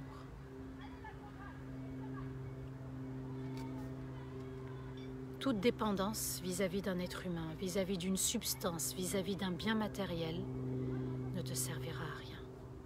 Comme Allah a créé ton âme la première fois, tu reviendras à lui seul. Et seul, et c'est la parole d'Allah, parfaite, excellente, qui nous dit qu'on sera seul ce jour-là. Ni ta voiture, ni tes enfants auxquels tu es très attaché, ni ton conjoint auquel tu es vraiment dépendant, ni tes parents. Parce que j'entends parfois, si ma mère meurt ou mon père meurt, je ne sais pas qu'est-ce qui va m'arriver. C'est-à-dire que je ne pourrai pas accepter l'épreuve. Et cette substance qu'on consomme, qui nous fait perdre la raison, qui nous pousse à l'éloignement d'Allah, elle n'intercédera pas. Si seulement tu pouvais prendre ce verset avec toi et le répéter. Et le répéter. Et vous voici venus à nous, seuls, comme lorsqu'on vous a créé la première fois. Et vous avez laissé derrière vous toutes les propriétés, toutes les faveurs qu'on vous a accordées. Essaye de penser à l'argent que tu as dans ton compte, à ta profession, à tes études, à ton intelligence, à l'appartement dans lequel tu vis, à la maison que tu as louée, pour les vacances ou en dehors des vacances, les enfants que tu as, l'époux ou l'épouse que tu as, les amis que tu as autour. Allah Azza wa Jal est en train de nous dire qu'on les laissera derrière nous. Et il dit, et vous avez laissé derrière vous toutes les faveurs, les propriétés. Ici, c'est le mot ma khawalnakum. Ma khawalnakum, ici, signifie tout ce que vous avez possédé, dont vous étiez propriétaire. D'accord? Qu'on vous a accordé sur terre. Alors la question qui se pose ici, c'est: et qu'est-ce que tu as possédé pour toi-même? Et qu'est-ce que tu as donné pour toi-même? Parce que celui qui veut posséder, c'est la tombe illuminée, Al-Firdaus Al-A'la, la satisfaction d'Allah, le pardon d'Allah. Voilà, ça, on en devient propriétaire. C'est un héritage qu'Allah nous a offert. Et qu'est-ce que tu as donné pour toi-même?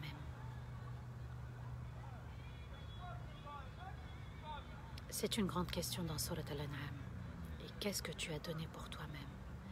En termes de bonne action sincère, en termes de repentir, en termes de bien. Est-ce que ces biens étaient un moyen ou est-ce que c'était une fin, en pensant que tu allais être éternel sur terre?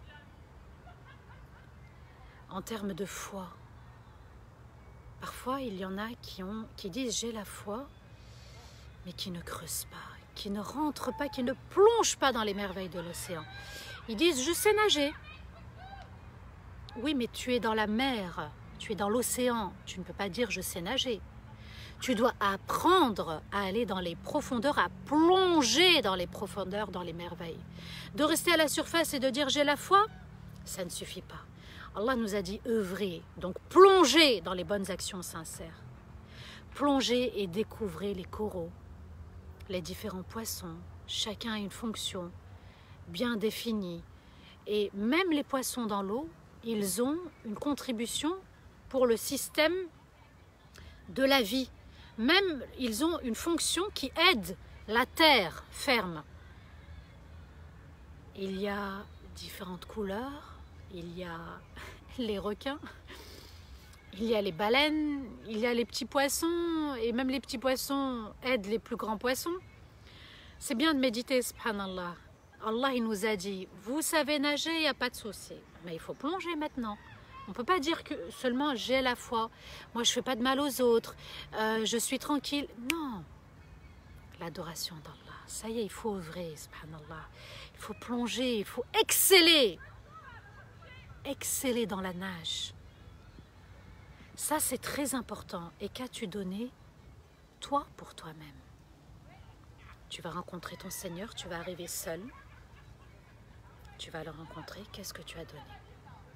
En termes de temps, en termes d'argent, en termes de biens, en termes de pouvoir, si Allah t'a donné du pouvoir dans une entreprise ou autre, qu'est-ce que tu as donné pour toi-même? Qu'est-ce que tu peux dire le jour du jugement? Ya Allah, voici au moins une bonne action. Je l'ai faite vraiment uniquement pour toi. Ce jour-là, je l'ai faite uniquement pour toi. Accepte-la, mon Seigneur. Juste une bonne action. Et nous ne voyons pas vos soutiens. Ils sont où vos soutiens? Ils sont où ceux pour lesquels vous étiez vraiment attachés? Limite de la dépendance. Limite de l'association ou de l'association. Ils ne sont pas à vos côtés, ils sont où? Et Allah ajoute ceux que vous aviez prétendu être vos associés, les associés d'Allah. Il y en a aussi qui ont associé à Allah. Les Juifs ont dit Uzair était l'enfant d'Allah. Ils ont dit Isa était l'enfant d'Allah. Ils ont associé. Et vous voilà séparés d'eux. Ça y est, il y avait une fin. Donc ça revient à ce que disait Ibrahim, je n'aime pas ceux qui disparaissent. On doit le garder dans notre esprit. Je n'aime pas ce qui disparaît. Regardez, subhanallah, le drame qui s'est produit sur la 7, ces 5 enfants qui ont disparu.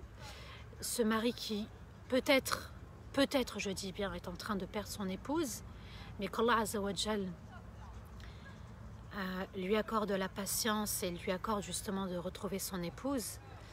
Eh bien, Allah Azza wa Jal nous dit qu'en quelques secondes, on peut tout perdre. Tout peut disparaître. Et Allah Azza wa Jal nous a dit dans l'histoire d'Ibrahim, je n'aime pas ce qui disparaît. Donc tout ce qui est amené à disparaître, je ne m'y attache pas.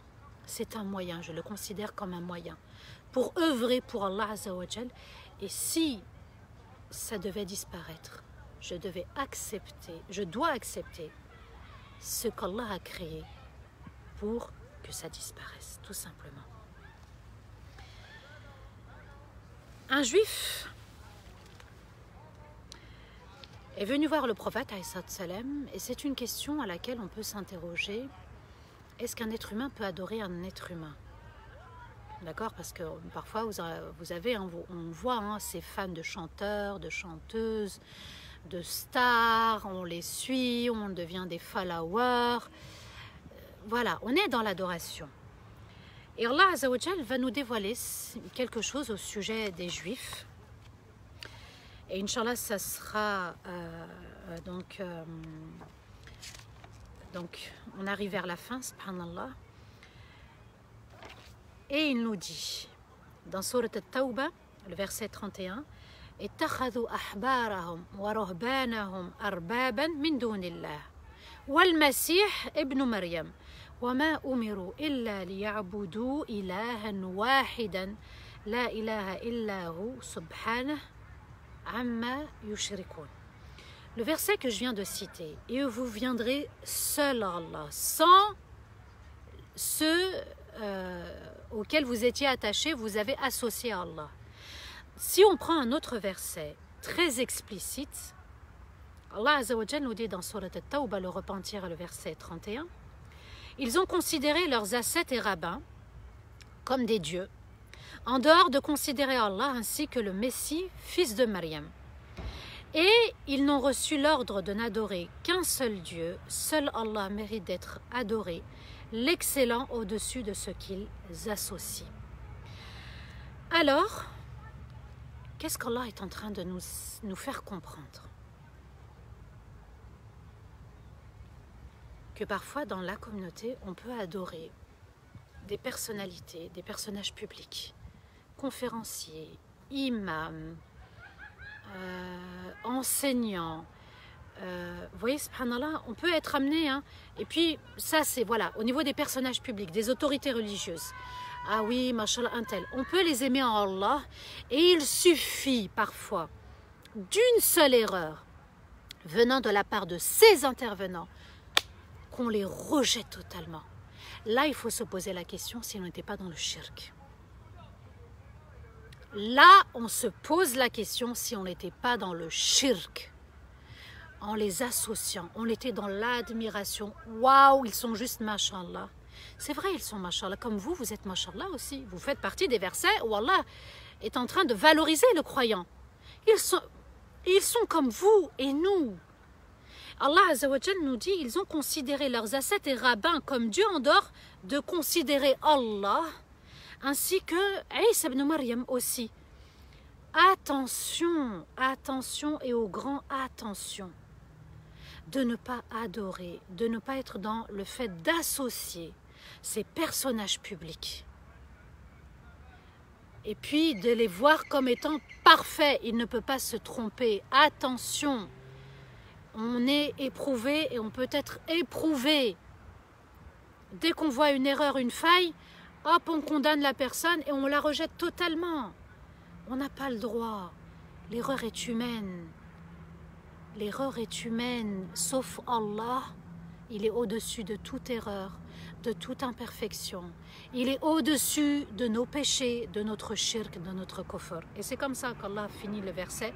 Et ils n'ont reçu l'ordre de n'adorer qu'un seul Dieu. Seul Allah mérite d'être adoré. L'excellent au-dessus de ce qu'ils associent. Il y avait un rabbin, un juif à l'époque du prophète alayhi salatu wassalam, qui s'appelait Abdallah bin Salam. Et il est venu voir le prophète alayhi salatu wassalam pour lui poser une question. Ya Rasulallah, pour comprendre ce que je suis en train de vous dire. Ya Rasulallah, on ne les adore pas, hein, ces rabbins et ces ascètes. On ne les adore pas et on ne se prosterne pas à eux. Et le prophète alayhi salatu wassalam répond,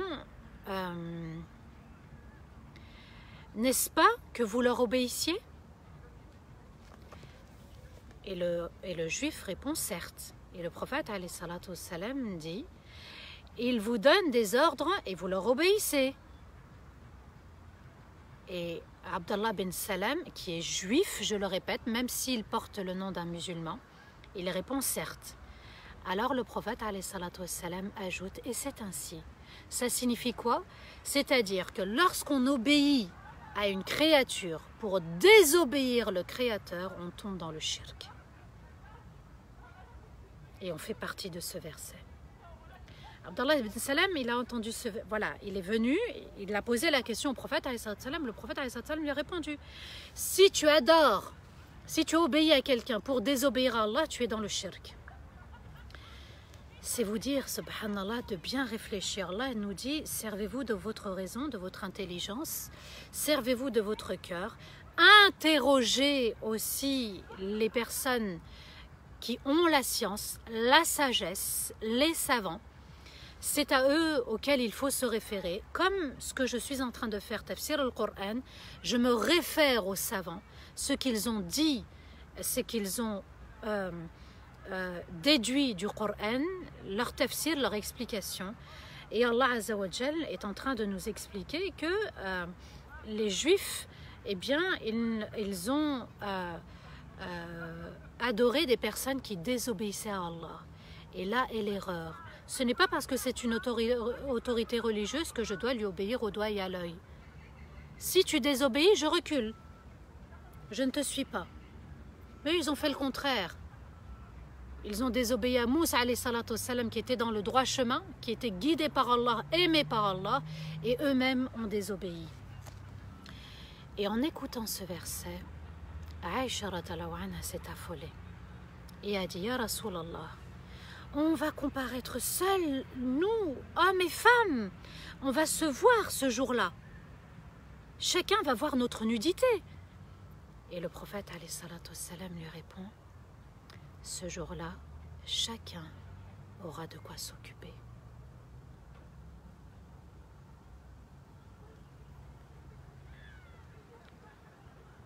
s'occuper des bonnes actions, s'occuper des mauvaises actions. On sera propriétaire, véritable propriétaire de bonnes actions et de mauvaises actions. Voilà la propriété. Voilà ce dont on est propriétaire réellement. Tout ce que vous avez, que ce soit l'islam, la foi, que ce soit les biens, que ce soit les proches, ce sont des moyens. Mon hijab, ne serait-ce que mon hijab ou la barbe ou l'habit, ce n'est qu'un moyen en fait, qui me permet de me rapprocher d'Allah. Et à la base, c'est ce cœur que je dois purifier pour le faire briller. Être juste, aligné, être parmi ceux dont Allah est satisfait et ceux dont la colère ne s'est pas abattue sur eux, c'est-à-dire qui ne sont pas dans la désobéissance. On doit s'occuper aujourd'hui, on est propriétaire de nos bonnes actions et de nos mauvaises actions. Soit on agit de manière sincère et on espère qu'Allah est accepté, parce que rien n'est acquis. Le soleil brille, mais le soleil ses rayons peuvent disparaître par un simple nuage. Les bonnes actions peuvent être là et on peut les faire disparaître par une mauvaise action. À nous de réfléchir sur nos mauvaises actions. Quand il y a mauvaise action, repentir sincère. Quand il y a bonne action sincère, en espérant qu'Allah est accepté et en espérant qu'Allah est pardonné. Ce jour-là, on sera seul. Ce jour-là, plus aucun lien, sauf le lien d'Allah et du prophète, alayhi salatu wassalam, sauf la ilaha illallah, Muhammadun Rasulullah, sallallahu alayhi wa sallam, avoir suivi les commandements d'Allah et avoir suivi les commandements du prophète, alayhi salatu wassalam. Vous voyez, subhanallah, rejeter une vérité, est-ce qu'on n'est pas aussi dans le shirk? D'accord? Quand quelque chose nous dérange et on ne l'accepte pas. Parce que l'ego prend le dessus. À nous de réfléchir et de ne pas suivre et avancer comme un troupeau dans la vie. Je reviens à Surat Al-An'am, 6e sourate du Coran, 165 versets. Allah Azza wa Jalla nous a permis d'étudier ensemble 94 versets. C'est une sourate révélée avec la présence de 70 000 anges. Elle a été accompagnée, elle a été valorisée. À nous de comprendre le sens du tawhid, l'unicité d'Allah, qu'il faut aussi dans notre comportement réaliser est-ce qu'on est dans le shirk ou on n'est pas dans le shirk, associé. Est-ce qu'on se fait une autocritique de nos bonnes actions et de nos mauvaises actions sans chercher à juger les autres. Jugeons nos actes, jugeons nos erreurs, c'est-à-dire portons un regard juste dans ce qu'on fait, dans ce qu'on dit, dans notre bon comportement. Qu'Allah nous pardonne entièrement, qu'Allah soit satisfait de nous entièrement, qu'Allah nous permette, et on est reconnaissant, Ya Allah, de nous accorder ces moments de méditation où je me remets en question, où on se remet en question. Il n'y a pas de... Il y en a un mieux que moi ou l'autre moins bien que moi. On est tous logés à la même enseigne, logés à l'enseigne du Coran, aux enseignements du Coran. À nous de choisir quel est notre objectif dans la vie. Adorer Allah. Comment? Pourquoi? Pour le Firdaus al-A'la, pour la rencontre d'Allah. Quels sont les moyens que je peux mettre en place? Quels sont les obstacles qui me freinent dans ma vie, dans mon adoration, dans mon cheminement? À nous de tracer notre chemin de vie, parce que la vie est faite de difficultés, d'épreuves, mais je dois rester dans une bonne estime de moi-même. Je dois avoir confiance en Allah, accepter la vie et affirmer La ilaha illallah, Muhammadun Rasulullah sallallahu alayhi wa sallam, en gardant le bon comportement, où que je sois. واستغفر الله لي ولكم سبحان ربك رب العزة عما يصفون وسلام على المرسلين والحمد لله رب العالمين آمين اللهم آمين يا رب العالمين. J'en profite s'il vous plaît pour vous annoncer que le 8 août, Inch'Allah, je serai en Belgique à Bruxelles pour une conférence que je donnerai avec mon grand frère Abd El-Abidi. Vous pouvez voir son Instagram. C'est l'imam de Cannes. Et la thématique sera l'amour et la crainte d'Allah au sein du couple. Dimanche, j'animerai, Inch'Allah bi'idhnillah, une formation sur l'estime de soi, la confiance en soi. Et quant à mon grand frère Abed, lui, il animera. Chacun choisit la formation, comment bien mémoriser le Coran. Il va vous donner des outils, des clés qui vous permettront de bien retenir ce livre sacré, ce livre noble, ce livre qui nous guide vers le meilleur, ce livre justement qui est une guidance mais aussi un remède, une guérison pour nos âmes. Qu'Allah nous permette de guérir nos âmes, qu'Allah nous permette de le rencontrer de manière bénie, de manière enthousiaste aussi, qu'on ait cette envie de rencontrer Allah Azza wa Jal, et qu'Allah nous permette d'être toujours parmi les meilleurs. Amin ya Rabbal Alamin. Comment fait-on pour s'inscrire? Alors sur mon compte Insta et sur mon compte Facebook et celui de Abed El Abidi, Meliani, vous avez le numéro de téléphone. Vous prenez le numéro de téléphone, vous appelez ou vous vous inscrivez. Il y a toutes les infos dans la fiche. Prenez l'affiche, enregistrez-la. J'ai mis 2 affiches parce que c'est vrai qu'on ne voyait pas une partie du bas. Et j'ai mis pour toute inscription ou information, il y a tous les éléments. À vous de venir revenir sur l'affiche. C'est l'association Nour City qui nous a invités en faveur des orphelins. Donc il y a une collecte de dons en faveur des orphelins. Surtout pour leur venir en aide pour le jour du Eid. Donc nous, déjà on les aide, hein. On avait fait un appel aux dons pour le Eid, mais on continue à les aider même en dehors du Eid, parce que le Eid c'est bientôt, Inch'Allah, et bien sûr il n'y aura pas de live le jour du Eid.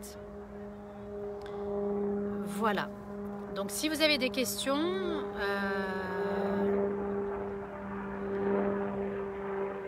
Nana, s'il te plaît, renvoie-moi ton message aujourd'hui, d'accord? Je suis submergée de messages de travail, Allah ghalib samhouni.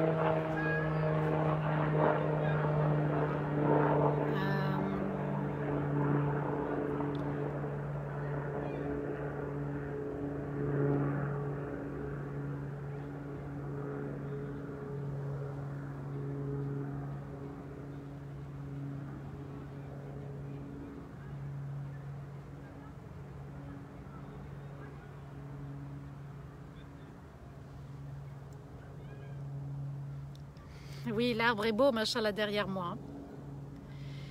Eh bien, à vous aussi d'être un très bel arbre, avec les racines justement de l'estime de soi, la confiance en soi, l'affirmation de soi et l'acceptation de soi. C'est un séminaire que je vais bientôt présenter de manière complète, hein. Moi, ce que je vais donner en Belgique, c'est juste une partie. D'accord, on ne développe pas tout, mais il y a un séminaire que je donnerai bientôt sur la forte personnalité avec ces 4 grandes notions. Il y a d'autres choses aussi, et Inch'Allah, dès que vous avez l'information sur Insta ou Facebook, eh bien inscrivez-vous à ce moment-là. Alors, dimanche à quelle heure pour la confiance en soi? Alors, l'estime de soi, la confiance en soi, c'est un séminaire, une formation, hein, de 9 h jusqu'à 17 h à peu près, toute une journée. Salam alaikum les sœurs et les frères de Strasbourg, mashallah. Envoyez vos messages, j'essaye vraiment de faire du mieux que je peux. Parfois je prends sur mes vacances pour répondre de manière rapide et au cas urgent. Je fais wallah du mieux que je peux, je sais que je suis en retard. Si vraiment j'ai été en retard dans vos messages, s'il vous plaît, relancez-moi.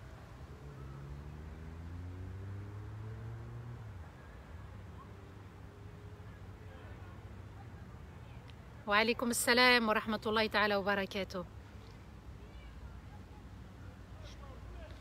Si vous avez des questions, bismillah.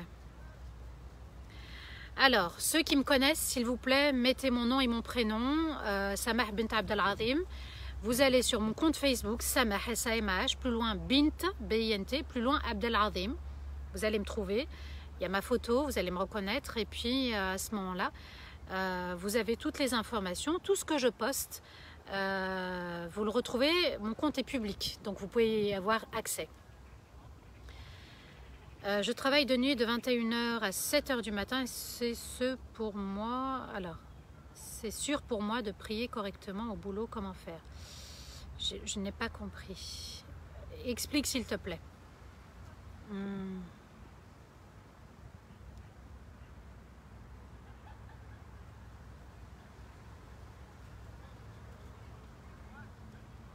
C'est gentil, tout Assia, barakallahu fik.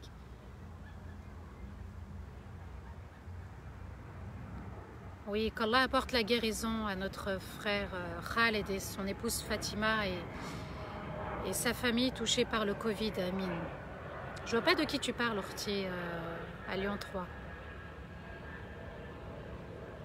Voilà, j'ai ma chaîne YouTube, j'ai mon compte Facebook, Instagram, voilà les 3 canaux que j'utilise. Alors, la ville de Grenoble, si je suis invitée, je viendrai, Inch'Allah. Bi'idhnillah. Alors, pour le vendredi, Surat al-Kahf, si on a nos règles, est-ce qu'on peut faire le soujoud? Je n'ai pas compris.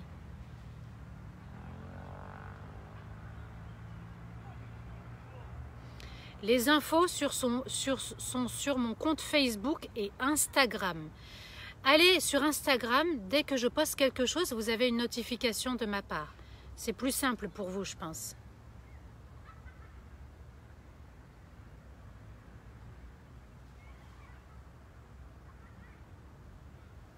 Assia, ta question, tu me l'envoies à privé, Inch'Allah, d'accord?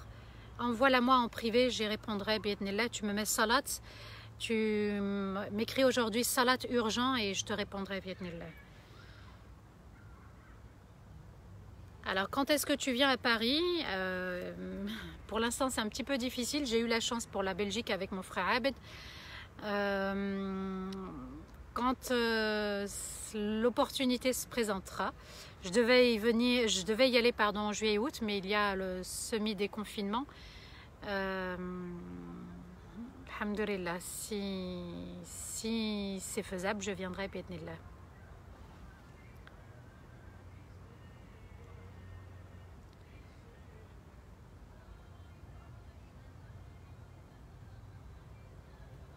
Y aura-t-il un live dimanche? Alors, les lives, c'est encore demain samedi, après-demain dimanche. Et puis la semaine prochaine, donc il y a le Eid. Et puis je continuerai, Inch'Allah, les lives. J'espère qu'Allah me permette de finir Surat Al-An'am. Et 8 et 9 août, je serai indisponible. Je vais voir si vendredi je serai disponible, 7 août, pardon. Puisque je suis censée voyager pour... voilà, je sais pas. On verra, je vous tiens au courant, Inch'Allah, sur Darifton et compagnie, sur Instagram, sur Facebook. S'il vous plaît, suivez-moi. Il se peut que pour ce mois d'août, je serai moins disponible et je décalerai les jours d'intervention. Au lieu de faire vendredi, samedi, dimanche, il se peut que je fasse mercredi, jeudi, vendredi. Ou bien lundi, mardi, mercredi, je vais voir. Oui, Bruxelles, les Bruxellois, on arrive, Inch'Allah, si Allah le permet. Hein. Il se peut qu'il y ait un confinement, on ne sait pas qu'est-ce qui peut arriver demain. On s'est prévu pour les 8 et 9, s'il vous plaît, inscrivez-vous. C'est important, on doit connaître le nombre, on m'a dit qu'il fallait connaître le nombre de personnes pour respecter les mesures d'hygiène et de sécurité.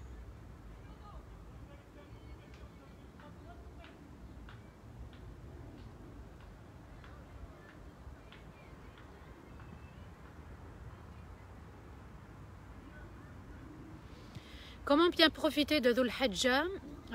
Les invocations, le dhikr, l'istighfar, la prière pour le prophète, alayhi salatu wassalam, la lecture du Coran, les nawafil, les prières qu'on fait en plus des prières obligatoires, la sadaqa, voilà, vous avez différents appels aux dons aussi à travers les réseaux sociaux, n'hésitez pas, bismillah. Il y a Nadar Abou Anas, mon grand frère, qui fait des collectes de dons. Il y a un lien sur son Instagram. Allez sur sa page aussi, il y a des liens. Il y a des appels aux dons. Le centre El Hikma en Belgique qui fait un appel aux dons également. Bismillah, quand vous voyez des mosquées, des instituts faire des appels aux dons, bismillah, n'hésitez pas à donner.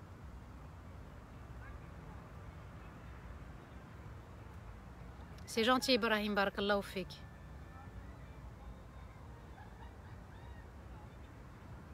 Tapez Samah bint Abdel Azim. Samah, S-A-M-A-H, plus loin, bint, B-I-N-T, plus loin, Abdel Adim. Voilà, barakallahu fik Binta, je te remercie infiniment. Machallah, tu es très réactive. Comment faire pour entrer en contact avec moi? Je sais que j'ai Messenger ou Instagram, mais pardonnez-moi, je n'ai pas répondu encore à tout le monde. Oui, bien sûr, je sais, Bagneux est en train de collecter pour sa mosquée. Je viendrai, Inch'Allah, il n'y a pas de souci, soit pour collecter, soit pour donner une conférence. Écrivez-moi à travers Messenger et je vous répondrai, on rentrera en contact de manière privée.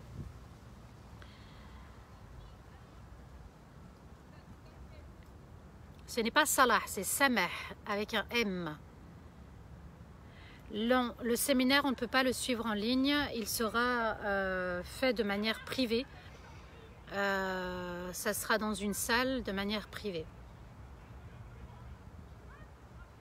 Amin, amin, amin, qu'Allah vous protège également, qu'Allah Azza wa Jal vous accorde le meilleur et tout ce que vous souhaitez, bi'idhnillah. C'est moi qui vous remercie pour votre présence, pour vos encouragements. Mashallah, qu'Allah te récompense, Madani. Depuis la Pologne, Allahu Akbar. Depuis la Pologne.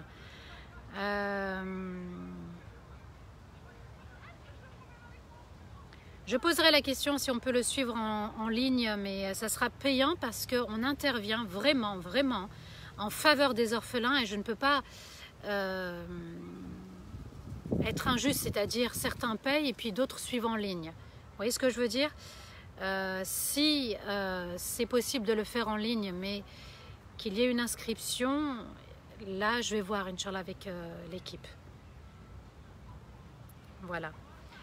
أعوذ بالله من الشيطان الرجيم بسم الله الرحمن الرحيم اللهم صل وسلم على سيدنا محمد في الأولين وصل وسلم على سيدنا محمد في الآخرين وصل وسلم على سيدنا محمد في الملأ الأعلى إلى يوم الدين يا ودود يا ودود يا ودود يا ذا العرش المجيد يا فعالا لما تريد أسألك بعزك الذي لا يرام وبملكك الذي لا يضام وبنور وجهك الذي ملأ أركان عرشك أن تجعل القرآن العظيم ربيع قلوبنا ونورا لصدورنا وذهابا لهمومنا وأحزاننا اللهم اجعل القرآن هدى وشفاء لقلوبنا وصدورنا اللهم انت السلام ومنك السلام تباركت يا ذا الجلال والإكرام اللهم انت السلام ومنك السلام تباركت يا ذا الجلال والإكرام اللهم انت السلام ومنك السلام تباركت يا ذا الجلال والإكرام اللهم آت نفوسنا تقواها وزكها أنت خير من زكاها أنت وليها ومولاها اللهم آت نفوسنا تقواها وزكها أنت خير من زكاها أنت وليها ومولاها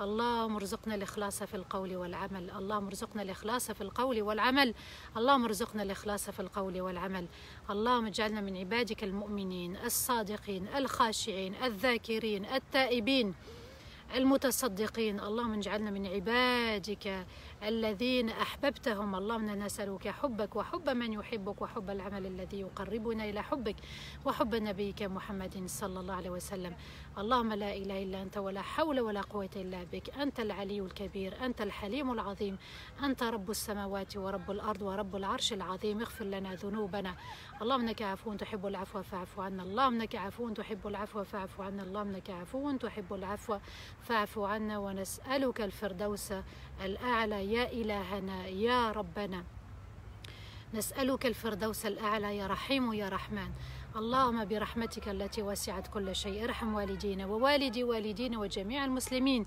الأحياء منهم والميتين ومن إخواننا وأحبائنا المظلومين في كل مكان اللهم انزل عليهم من رحماتك وبركاتك وأنوارك يا رب العالمين اللهم ثبت قلوبنا على دينك وطاعتك ومحبتك يا أرحم الراحمين إياك نعبد وإياك نستعين اهدنا الصراط المستقيم صراط الذين أنعمت عليهم غير المغضوب عليهم ولا الضالين آمين ربنا لا تؤاخذنا إن نسينا واخطأنا ربنا ولا تحمل علينا إصرا كما حملته على الذين من قبلنا ربنا ولا تحملنا ما لا طاقة لنا به واعف عنا واغفر لنا وارحمنا أنت مولانا فانصرنا على القوم الكافرين أنت مولانا فانصرنا على القوم الكافرين أنت مولانا فانصرنا على القوم الكافرين اللهم صل وسلم على سيدنا محمد في الأولين وصل وسلم على سيدنا محمد في الآخرين وصل وسلم على سيدنا محمد في الملأ الأعلى إلى يوم الدين